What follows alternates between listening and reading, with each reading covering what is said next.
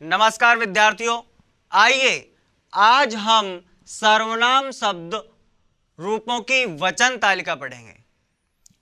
पिछले कक्षा में हमने शब्द रूप पढ़े जिनमें अकारांत पुल्लिंग, अकारांत स्त्रीलिंग, इकारांत, उकारांत विभिन्न प्रकार के शब्दों के बारे में हमने चर्चा की। आज हम यहाँ सर्वनाम शब्दों की शब्द रूपों की वचन तालिका देखेंगे और देखते हैं जिसमें हमारे पास सर्वनाम है तत्, जिसका अर्थ होता है वह, एतत् जिसका अर्थ होता है यह, किम जिसका अर्थ होता है क्या, कौन, और यत् जिसका अर्थ होता है जो। इन सब की सारे सर्वनाम जो हैं इनके शब्द रूपों की वचन तालिका आपके सामने है। ये तीनों वचनों में और तीनों लिंगों में इनके रूप चलते हैं। तो देखिए इधर यहाँ लिंग है, पुल्लिंग, स्त्रीलिंग और नपुंसकलिंग, और इधर इस तालिका में एक वचन, द्विवचन और बहुवचन है। तो सबसे पहले यदि मैं बात करूं तत् सर्वनाम शब्द जो है उसका पुल्लिंग एक वचन, तो इसका पुल्लिंग एक वचन जो होगा, देखिए ये पुल्लिंग में है और एक वचन है, तो ये होता है सह। ठीक है, इसका अर्थ होता है वह। और जब हम आएंगे पुल्लिंग द्विवचन में तो यह बनता है तौ, जिसका अर्थ होता है वे दोनों, और इधर बहुवचन में होता है ते, जिसका अर्थ होता है वे सब। तो इसका पुल्लिंग जो है उसमें तीनों वचनों में शब्द रूप जो है वह है स, तौ, ते, वे, वह, वे दोनों और वे सब। इसी प्रकार से स्त्रीलिंग में एक वचन में सा, द्विवचन में ते और बहुवचन में ता, वही अर्थ होगा वह, वे दोनों, वे सब। बस फर्क सिर्फ इतना है कि यहाँ स्त्रीलिंग, केवल स्त्रीलिंग में ही इनका प्रयोग होगा, ऊपर वाले जो है उनका केवल पुल्लिंग में ही प्रयोग होगा। बात करें नपुंसकलिंग की, तो नपुंसकलिंग में एक वचन, द्विवचन और बहुवचन। तो देखिए तत्, ते, तानि ये रूप चलते हैं। तत् का मतलब है वह, ते का मतलब है वे दोनों, और तानि का मतलब है वे सब। नपुंसकलिंग शब्दों के साथ नपुंसकलिंग सर्वनाम का प्रयोग किया जाता है, पुल्लिंग के साथ पुल्लिंग और स्त्रीलिंग के साथ स्त्रीलिंग सर्वनाम शब्दों का प्रयोग किया जाता है। देखने वाली बात यह है कि एक वचन में यदि कोई संज्ञा या सर्वनाम संज्ञा एक वचन है तो उसके लिए हम सह का प्रयोग करेंगे, या वह द्विवचन है तो तौ का, और बहुवचन है तो ते का प्रयोग हम करेंगे। आगे मैं बात करूं एतद, जिसका अर्थ होता है यह। तो एतद में शब्द रूप जो चलते हैं वे पुल्लिंग, स्त्रीलिंग, नपुंसकलिंग में वही एक वचन, द्विवचन और बहुवचन में। तो ये होते हैं एष, एतो, एते, ये हो जाएंगे एष, एतो और एते। अर्थ प्रदान करेंगे एष यह, एतो ये दोनों, और एते ये सब। ये नजदीक की वस्तुओं को संकेत करने के लिए सर्वनाम शब्द का प्रयोग किया जाता है। यह, ये दोनों और ये सब, ये पुल्लिंग में होगा।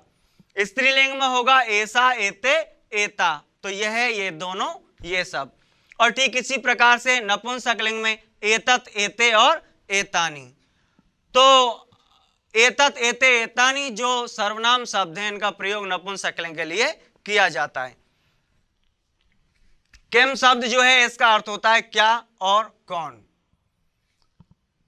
इसमें पुल्लिंग, स्त्रीलिंग और नपुंसकलिंग तीनों लिंगों में रूप चलते हैं और तीनों वचनों में रूप चलते हैं। तो देखिए इसमें क, को, के ये पुल्लिंग में रूप होगा। ध्यान रखें विद्यार्थियों, ये सर्वनाम शब्द, किम शब्द और यत् शब्द, इन तीनों के रूप जो हैं वो बिल्कुल मिलते जुलते हैं। आप ऊपर देखोगे सह, तौ, ते, सा, ते, ता, तत्ते, तानि, ठीक उसी प्रकार से क, को, के, का, के, का, किम, के, कानि, और इसी प्रकार से यत जो है यह, यो, ये, या, ये, या, और यत, ये, यानी। तो देखिए ये जो शब्द रूप हैं इनके, ये ज्यादातर मिलते जुलते होते हैं, इनमें कोई खास अंतर नहीं है। तो इसलिए एक के याद करने पर ही आपको, माना आपने तत् के याद किए तो आपको किम के भी हो जाएंगे और यत के भी हो जाएंगे, ज्यादा परेशानी नहीं आएगी।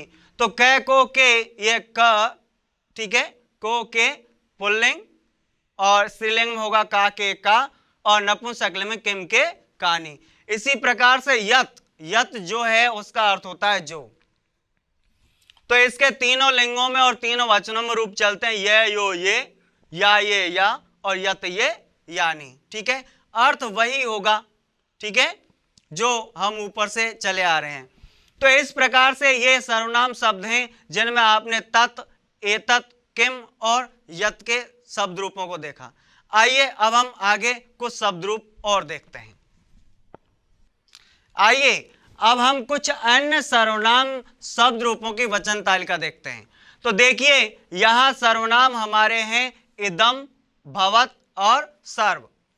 इन सब के हम तीनों लिंगों में और तीनों वचनों में रूप देखेंगे। तो आइए देखते हैं। यहां हमारे पास लिंगम में पुल्लिंग, स्त्रीलिंग और नपुंसकलिंग है। यहां वचन में एक वचन, द्विवचन और बहुवचन है। तो देखिए इदम शब्द जो होता है, इदम सर्वनाम शब्द है, इसका अर्थ होता है यह है। तो यहां यह हो जाएगा अयम, इमो, इमे। ये पुल्लिंग में है, अयम, इमो, इमे। मतलब है अयम यह, इमो ये दोनों, और इमे ये सब। ये पुल्लिंग में रूप होगा। और स्त्रीलिंग की बात करें तो इयम, इमे, इमा। अर्थ है यह, ये दोनों और ये सब। इदम, इमे, इमानी ये नपुंसकलिंग में है, तो इदम यह, इमे ये दोनों और इमानी ये सब। तो इस प्रकार से ये एक वचन, द्विवचन और बहुवचन में आपने तीनों लिंगों में रूप इसके देखे। बात करते हैं भवत। भवत जो सर्वनाम शब्द है इसका अर्थ होता है आप। ठीक है, ये पुल्लिंग, स्त्रीलिंग, नपुंसकलिंग में और तीनों ही वचनों में इसके रूप चलते हैं। जैसे कि भवान, ठीक है, और भवंतो और भवंते। ठीक है, तो भवान आप, भवंतो आप दोनों, और भवंत आप सब। इसी प्रकार से स्त्रीलिंग में भवती, भवत्यो, भवत्य। तो भवती आप, भवत्यो आप दोनों, और भवत्य आप सब। इसी प्रकार से नपुंसकलिंग जो होता है उसमें भवत, भवती और भवंती। तो तीनों लिंगों में और तीनों वचनों में ये भवत शब्द के रूप होते हैं। इसके अलावा अगला जो सर्वनाम शब्द है वह है सर्व। सर्व का अर्थ होता है सब, जिसमें देखिए सर्व है, ये पुल्लिंग एक वचन में होगा, द्विवचन में सर्वो। ठीक है, सर्व है, सर्वो और सर्वे। ठीक है, इसी प्रकार से सर्वा, सर्वे, सर्वः, सर्वम, सर्वे, सर्वाणी। तो ये जो सर्वनाम शब्द जो है ये इसके रूप हैं तीनों लिंगों में और तीनों वचनों में। तो आपने इस प्रकार से सर्वनाम शब्दों के रूप पढ़े, जिसमें हमने तत्, एतत्, इसके अलावा इदम, ये सारे रूप हमने भवत, सर्व, ये सारे रूप पढ़े। मैं आशा करता हूं कि आपको अच्छे ढंग से समझ में आया होगा। अब बात करते हैं हम संख्यावाची शब्दों की। तो संख्यावाची शब्द जो हैं उनमें आप देखिए सबसे पहली बार है एक। एक के रूप कैसे चलते हैं? तो एक का रूप पुल्लिंग में होता है एकः, स्त्रीलिंग में होता है एका, और नपुंसकलिंग में होता है एकम। यदि हम बात करें द्विवचन की, तो द्विवचन के रूप चलते हैं, पुल्लिंग में होगा द्वो, स्त्रीलिंग में होगा द्वे, और नपुंसकलिंग में होगा द्वे। ठीक है, इसी प्रकार से तीन की हम बात करें, तीन, त्रि, इसके रूप चलते हैं, पुल्लिंग में त्रय, स्त्रीलिंग में तिस्त्र, और नपुंसकलिंग में त्रीणि। और चतुरे, चार जो होता है इसके रूप चलते हैं, पुल्लिंग में चत्वारः, नपुंसकलिंग में चतस्त्र, और स्त्रीलिंग में चतस्त्र, और नपुंसकलिंग में चत्वारि। ठीक है, संख्या ज्ञान में मैंने आपको पहले भी बताया था कि 4 तक इसके तीनों लिंगों में रूप होते हैं। ठीक है, 4 तक तीनों लिंगों में रूप चलते हैं। तो इस प्रकार से आपने देखा कि यह हमारे सर्वनाम शब्दों की वचन तालिका थी। इसमें किस प्रकार रूप चलते हैं और क्या उनका अर्थ होता है। आपने संख्यावाची शब्दों के बारे में भी ज्ञान किया। आइए अब हम आगे पढ़ते हैं। ये संख्यावाची शब्दों के 4 तक रूप अलग अलग लिंगों में चलते हैं और 5 से लेकर 10 तक जो हैं इनके तीनों लिंगों में कोई परिवर्तन नहीं होता है। 5 से लेकर 5, 6, 7 ये जो हैं ये 5 से लेकर 10 तक के जो संख्या शब्दों के रूप हैं इनमें कोई परिवर्तन नहीं होता, वो तीनों लिंगों में एक समान होते हैं। और आइए इसी श्रृंखला में अब आगे बढ़ते हुए हम बात करते हैं पुरुष की। विद्यार्थियों, आपने संस्कृत रीडर में भी पढ़ा था कि संस्कृत में जो पुरुष होते हैं वो 3 प्रकार के होते हैं। यहां हम विस्तार से पुरुष के संबंध में चर्चा करेंगे। तो सबसे पहले हम ये जान लेते हैं कि पुरुष कितने होते हैं और पुरुष है क्या। तो देखिए, जब हम किसी से बातचीत करते हैं, विद्यार्थियों हम रोज किसी ना किसी से बातचीत करते हैं, तो आप जानते हैं जब हम किसी से बातचीत करते हैं तो बातचीत करने में एक व्यक्ति वह होता है जो बातचीत करता है। तो एक व्यक्ति कौन सा होगा? जो बातचीत कर रहा है। ठीक है, एक व्यक्ति वह होता है जो बातचीत करता है। तो ये पहला व्यक्ति होगा जो बातचीत कर रहा है। ठीक है, और ये जो बातचीत करने वाला व्यक्ति जो होता है, बोलने वाला व्यक्ति जो होता है, इसे हम वक्ता कहते हैं। क्या कहते हैं? वक्ता। मतलब है बोलने वाला, जो बातचीत कर रहा है। तो विद्यार्थियों, ये जो वक्ता होता है, यह वक्ता जो होगा इसे हम क्या कहेंगे? इसके आगे फिर से हम समझते हैं। तो एक व्यक्ति वह होगा जो बातचीत कर रहा है, दूसरा व्यक्ति वह होता है जिससे बातचीत की जाती है। दूसरा कौन सा होगा?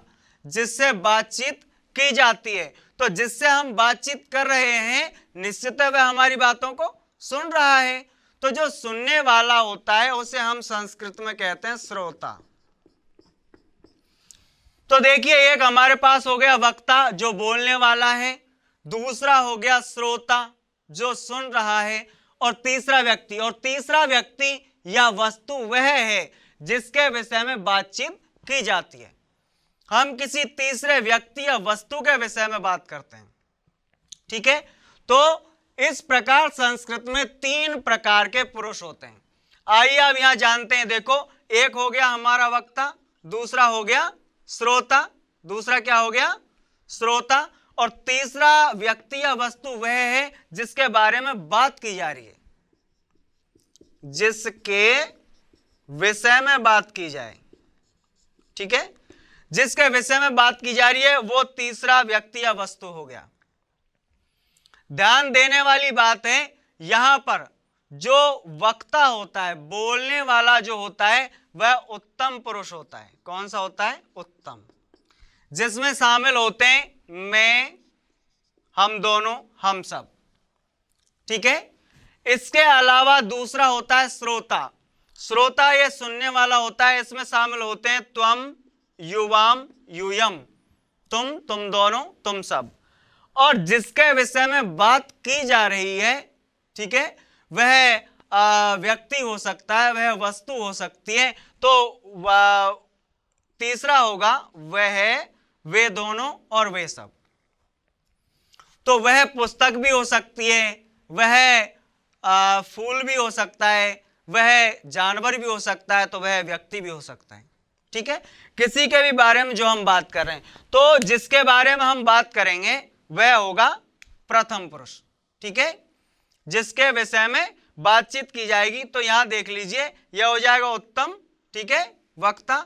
श्रोता जो है वह हो जाएगा मध्यम, और जिसके विषय में बात की जा रही है वह हो जाएगा प्रथम। इस प्रकार से हमारे संस्कृत में 3 पुरुष हैं। इन पर विस्तार से चर्चा करते हैं। तो आइए देखते हैं, उदाहरण सहित हम देखेंगे कि कौन सा पुरुष है, उसमें कौन कौन शामिल होते हैं, उसकी क्रिया कौन कौन सी हैं, उनके रूप कैसे चलते हैं, वो सारी चीजें हमें समझनी है। तो देखिए, सबसे पहली बात है प्रथम पुरुष। प्रथम पुरुष वह होता है, ठीक है, कौन सा होता है प्रथम पुरुष? तो जिसके विषय में बातचीत की जाती है, जिसके विषय में बातचीत की जाती है वह प्रथम पुरुष कहलाता है। जिसके विषय में बातचीत की जाएगी क्या कहलाएगा? वो प्रथम पुरुष कहलाएगा। क्या कहलाएगा? प्रथम पुरुष कहलाएगा। तो ये ध्यान रखने वाली बात है, जिसके विषय में बातचीत की जाती है वह प्रथम पुरुष कहलाता है। उसमें वह, वे दोनों, वे सब, कोई भी हो सकता है। ठीक है। इसके अलावा दूसरे नंबर पर मध्यम पुरुष। मध्यम पुरुष जो है वो होता है जिससे बातचीत की जाती है, जिससे हम बातचीत कर रहे हैं, जो हमारी बातों को सुन रहा है, वह मध्यम पुरुष कहलाता है। तो हमने देखा प्रथम पुरुष जिसके विषय में बातचीत की जा रही है वो प्रथम पुरुष हो जाएगा, वह, वे दोनों, वे सब। मध्यम पुरुष जिससे बातचीत की जाती है वह मध्यम पुरुष कहलाता है। और जिससे हम बात कर रहे हैं निश्चित रूप से वह हमारी बातों को सुनने वाला है, तो उसे हम श्रोता भी कह सकते हैं। तो जो श्रोता होगा वह मध्यम पुरुष होगा। और अगली बात करते हैं नंबर 3 उत्तम पुरुष की। तो उत्तम पुरुष जो होता है विद्यार्थियों, वह बोलने वाला होता है, अर्थात वक्ता। बोलने वाला जो है वह उत्तम पुरुष कहलाता है, जिसमें मैं, हम दोनों और हम सब हो सकते हैं। तो देखिए इस पाठ में तीनों पुरुषों के कर्ताओं व क्रियाओं के बारे में हम नीचे पढ़ेंगे। क्रियाएं कौन सी हैं, कर्ता कौन कौन से हैं। तो देखिए प्रथम पुरुष, प्रथम पुरुष के कर्ता कौन कौन से हैं।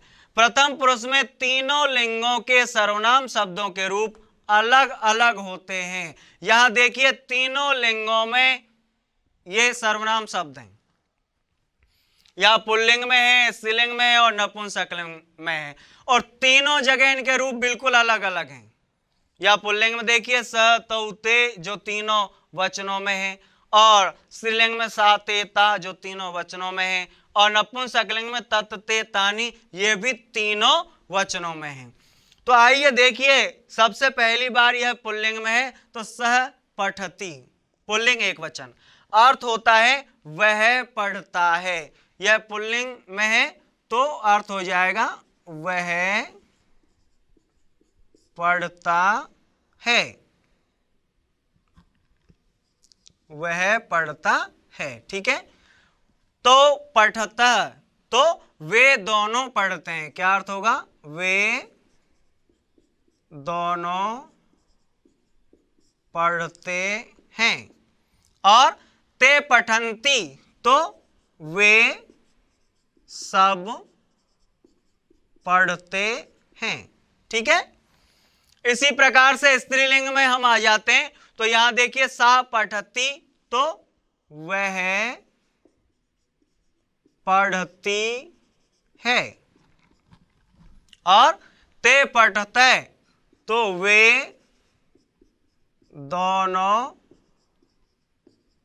पढ़ती हैं, और ता पठन्ति तो हो जाएगा वे सब पढ़ती हैं। ठीक है। तो आपने देखा पुल्लिंग में ये अलग अलग हो जाएगा, तीनों वचनों में, स्त्रीलिंग में अलग अलग हो जाएगा। और अब बात करते हैं नपुंसकलिंग की। तो नपुंसकलिंग में वही तरीके से तत् पतति, तो वह गिरता है। ठीक है। ते पततः, तो वे दोनों गिरते हैं। ठीक है। और तानि पतन्ति, तो वे सब गिरते हैं। ठीक है। तो आपने देखा कि यहां प्रथम पुरुष जो है, प्रथम पुरुष के जो कर्ता हैं वो तीनों लिंगों में और तीनों वचनों में इनका अलग अलग रूप होता है। ठीक है। जिसमें पुल्लिंग में स, तौ, ते, स्त्रीलिंग में सा, ते, ता, और नपुंसकलिंग में तत्, ते, तानि। आइए अब हम मध्यम पुरुष के कर्ताओं और क्रियाओं को देखेंगे। विद्यार्थियों, आपने देखा कि किस तरीके से प्रथम पुरुष में कर्ताओं और क्रियाओं का प्रयोग किया जाता है। ठीक है, प्रथम पुरुष आपने विस्तार से पढ़ा और आपने यह भी जाना कि प्रथम पुरुष क्या है, मध्यम पुरुष क्या है और उत्तम पुरुष क्या है। एक बार मैं फिर दोहरा देता हूं, प्रथम पुरुष जो होता है जिसके विषय में बात की जा रही है, जिसके विषय में बात की जा रही है उसे हम प्रथम पुरुष में शामिल करते हैं, जिसमें वह वे दोनों वे सब होते हैं।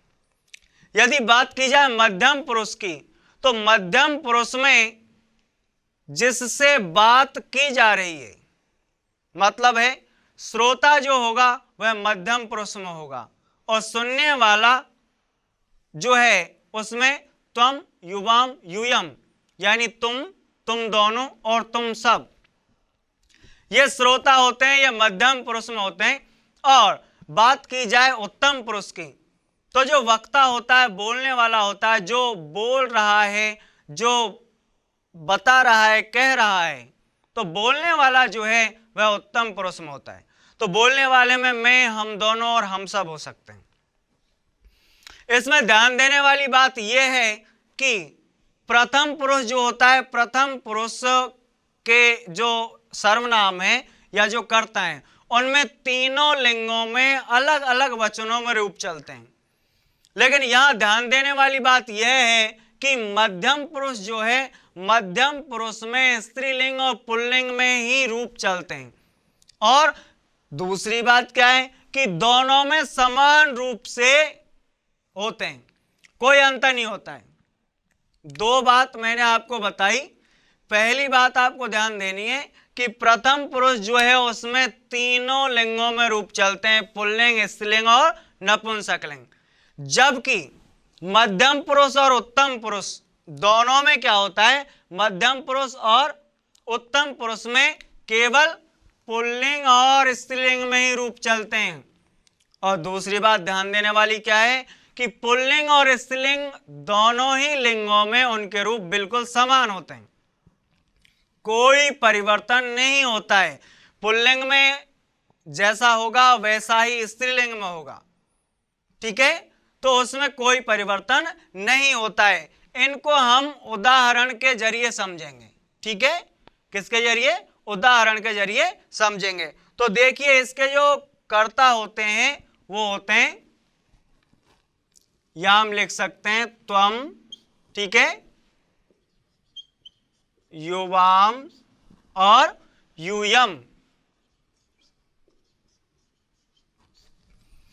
तो इसके तीन कर्ता हमारे पास मौजूद हैं, त्वम, युवाम और यूयम। तो यहां तुम जो है उसका अर्थ होता है तुम, युवाम तुम दोनों और यूयम तुम सब।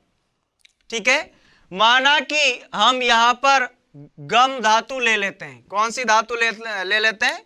गम। ठीक है, गम जो होती है, गम का गच्छ हो जाता है। क्या हो जाता है? गच्छ। और यहां हमारे जो क्रिया के रूप चलते हैं, ठीक है, वो क्रिया के रूप चलेंगे जैसे त्वम गच्छसि। ठीक है, तो गच्छ जो हमारा धातु है और धन असि गच्छसि। ठीक है, इसी प्रकार से युवाम गच्छथ। ठीक है, युवाम गच्छथ और यूयम गच्छत।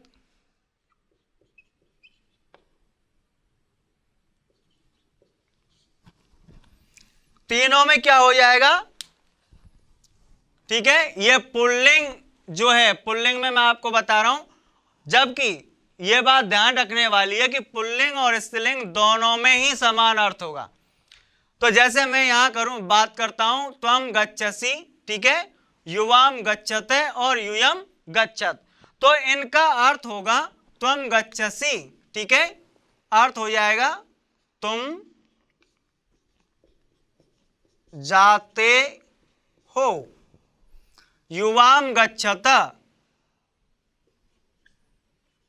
तुम दोनों जाते हो, ठीक है। और यूयम गच्छते तो तुम सब जाते हो, ठीक है। इसी प्रकार से यदि स्त्रीलिंग में हम चलेंगे तो मैं आपको पहले बता चुका हूं कि कोई परिवर्तन नहीं होगा, ठीक वैसे ही होगा। देख लीजिए यहां भी त्वम गच्छसि, युवाम गच्छथ और यूयम गच्छत, ठीक है। वही अर्थ होगा जो ऊपर अर्थ है, ठीक है। बस हिंदी में क्रिया जो है उससे हमें पता चल जाएगा कि ये स्त्रीलिंग है। तो जैसे तुम जाती हो, ठीक है, तुम दोनों जाती हो और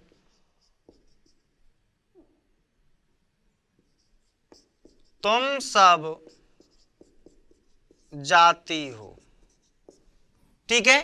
तो देखिए विद्यार्थियों, आपने देखा कि ऊपर ये पुल्लिंग में है, पुल्लिंग एक वचन और स्त्रीलिंग दोनों में समान वाक्य हैं, कोई अंतर नहीं है। यहां भी त्वम होगा और यहां भी त्वम होगा, समान क्रियाएं हैं। ठीक इसी प्रकार से यहां द्विवचन वही युवाम और यहां पे भी युवाम, यहां भी यूयम और यहां भी यूयम। तो आपने देखा यहां पुल्लिंग में और स्त्रीलिंग में कोई भेद नहीं है और वही अर्थ हो जाता है। अब हम बात करते हैं उत्तम पुरुष, ठीक है। तो उत्तम पुरुष का प्रयोग भी पुल्लिंग एवं स्त्रीलिंग में समान रूप से होता है, इसके भी लिंग में कोई परिवर्तन नहीं आता। चाहे पुल्लिंग हो वही रूप चलेंगे और चाहे स्त्रीलिंग हो वही रूप रहेगा, कोई परिवर्तन नहीं आएगा। तो देखिए यहां हम देखते हैं पुल्लिंग के,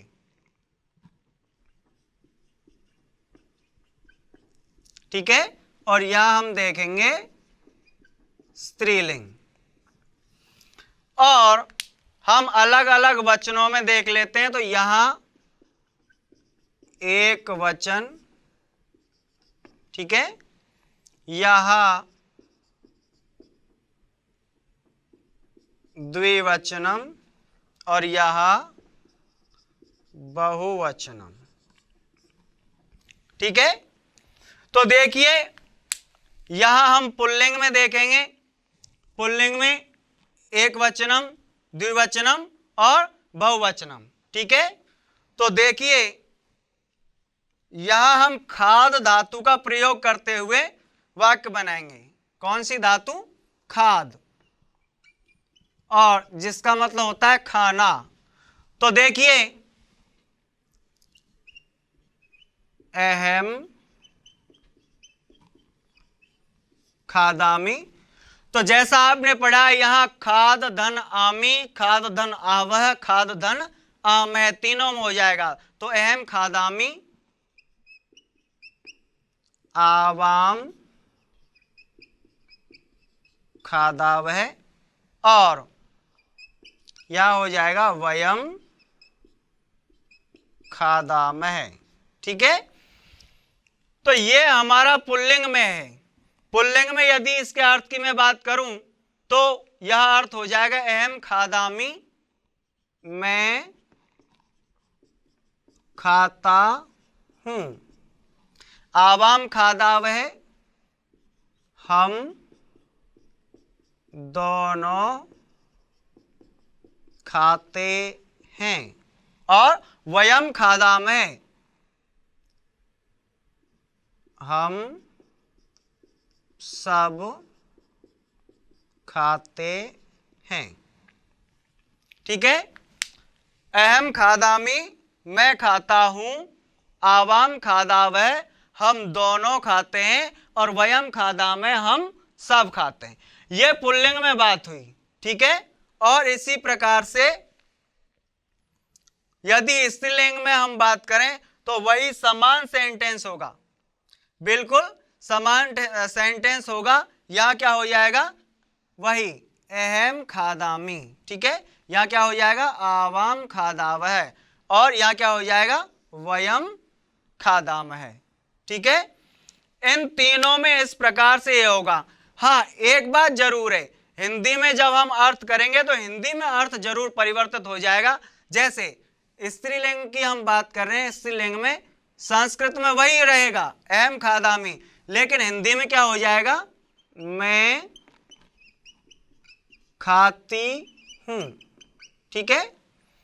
अहम खादामी जब ये स्त्रीलिंग में जाएगा तो ज्यों का त्यों रहेगा अहम खादामी, लेकिन हिंदी अर्थ जरूर हो जाएगा मैं खाती हूं, जैसा कि यहां हुआ। यहां देखिए त्वम गच्छसि, ठीक है, तो तुम जाते हो, स्त्रीलिंग में भी वही रहा त्वम गच्छसि, लेकिन हिंदी अर्थ जो हुआ है, ये देखिए ये दोनों सेंटेंस बिल्कुल समान है, ठीक है, लेकिन हिंदी अर्थ जो है, हिंदी अर्थ में जरूर ये हो गया है, ये क्रिया जो है वह स्त्रीलिंग की हो जाती है। तो यही यहां पे होगा, मैं खाती हूं। ठीक इसी प्रकार से हम दोनों खाती हैं, और यह हो जाएगा हम सब खाती हैं, ठीक है। सिर्फ यह अंतर आएगा, यानी संस्कृत में कोई अंतर नहीं। मैं आपको बता चुका हूं, उत्तम पुरुष का प्रयोग भी पुल्लिंग एवं स्त्रीलिंग में बिल्कुल समान रूप से होता है, कोई अंतर नहीं आता। मध्यम पुरुष का प्रयोग भी पुल्लिंग और स्त्रीलिंग में दोनों में समान रूप से होता है, कोई अंतर नहीं आता है, ठीक है। तो इस प्रकार से आपने पुरुषों के विषय में जाना, आशा करता हूं आपको समझ में आया होगा। आइए अब हम इसके अभ्यास प्रश्न हल करेंगे।